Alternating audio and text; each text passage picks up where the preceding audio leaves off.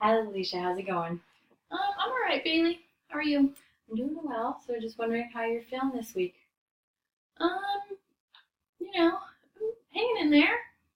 Things are okay. All right. Well, I know this is your second time in the recovery center, and the first time you turned yourself into it, that was really great that you did that for yourself because you wanted to help yourself. hmm And then now, this being the second time, how do you feel that this is your second time being in the recovery center? Um, well, obviously, I'm a little disappointed that I'm back here and having to go through this a second time. I wish I would have been able to stick with things the first time, but proud of myself that I'm here at all and trying to fix the situation. So you're back in a familiar setting. You're with your family, and um, how do you feel that you'll be able to with your future behavior with your being back in your familiar setting? How do you feel about Well, I definitely feel like this time around I have my family support. Um, and people who love and care about me to support me through this whole process and um, you know be there for me and know exactly what I'm going through. Um, and they're able to check in on me as well. So I'm not trying to do this on my own. So I feel good about it in that way. that? Okay. So compared from your first time and your second time, when you would pick up the bottle compared to your first time and second time, what's how do you feel different about that About now? Like when you're so the first couple times when you're feeling abandoned and you're away from your family and your boyfriend cheated on you, when you were picking up the bottle then compared to like in your second time being in recovery, like when your dad found you passed out, did you feel were your feelings different from the first time compared to the second time? um, not too much, I guess. This time around, it does feel more like an addiction. And I guess the first time felt like more of a deeper depression. And this is more of a lingering depression, I would say. Okay, so I know you're wanting to change your behavior, and you see that kind of the lifestyle that you were living. It was just negative consequences. You weren't able to do well in school, and you were missing your family. And um, I know you're kind of quiet and shy yourself, which is I'm quiet and shy myself also. But it caused you not to go out and to the community or to make friends during school.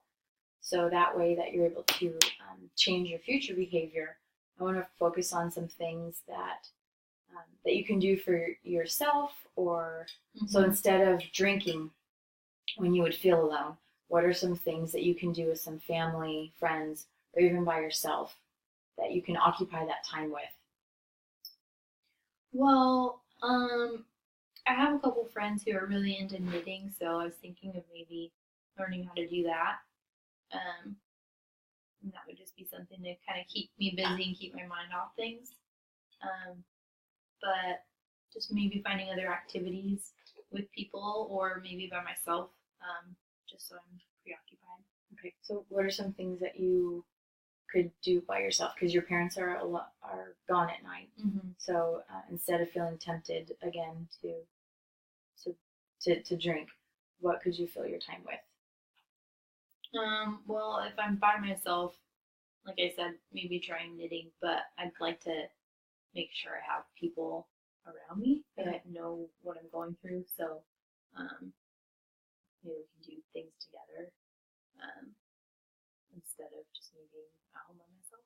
I think that's a good idea, really, to kind of, especially once you're out of the second time of being recovery center, you'll need that accountability. Mm-hmm. So, being around people that are supporting you and helping you keep you accountable, and it's kind of like it's a positive reinforcement for you Mm-hmm. because you're able to, again, have that supportive people, have that positive attention.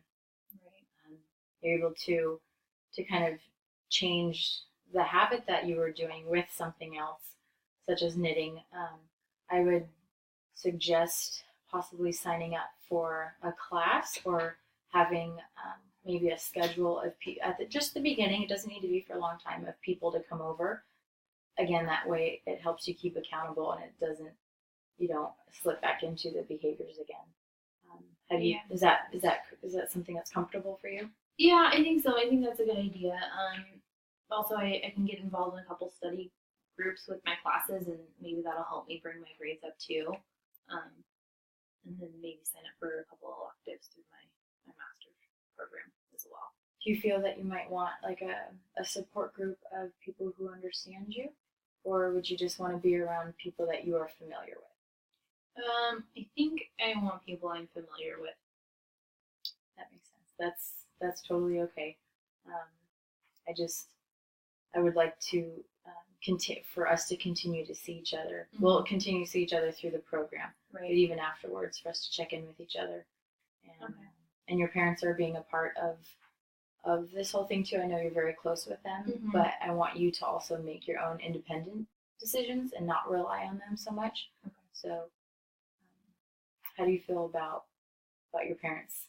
About you making decisions yourself and not relying on your parents? I'm feeling better about it. I certainly didn't feel like that at first. I needed to be in a place that I felt warm and comfortable and safe. And I didn't want to be making any decisions, but I feel like I'm slowly getting out of that, and I'm not quite there, but I'll be ready soon. So with your parents stepping back a little bit and me kind of us working on you being able to be a little bit more independent, do you view that as a negative thing for yourself or a positive? No, it's definitely a positive thing, and it's a step in the healing process. I see it's just been a difficult road to get there, but it's something that I'm looking forward to and being able to be independent and rely on myself again. Good. I'm glad that you're able to see it that way. And again, we'll continue to talk about how these are going and how your feelings are going. Do you still feel as abandoned as you did compared to the first time? No, I don't. I feel like I do have a support network there, but I need to reach out to my friends a little bit more, let them know that I need them, and then I think that's kind of the last step into having more people surrounding me and kind of rallying with me. I think we're continuing in a great start, and okay, thank you it was good to see you. I'll see you next time. Good to see you too, Bailey.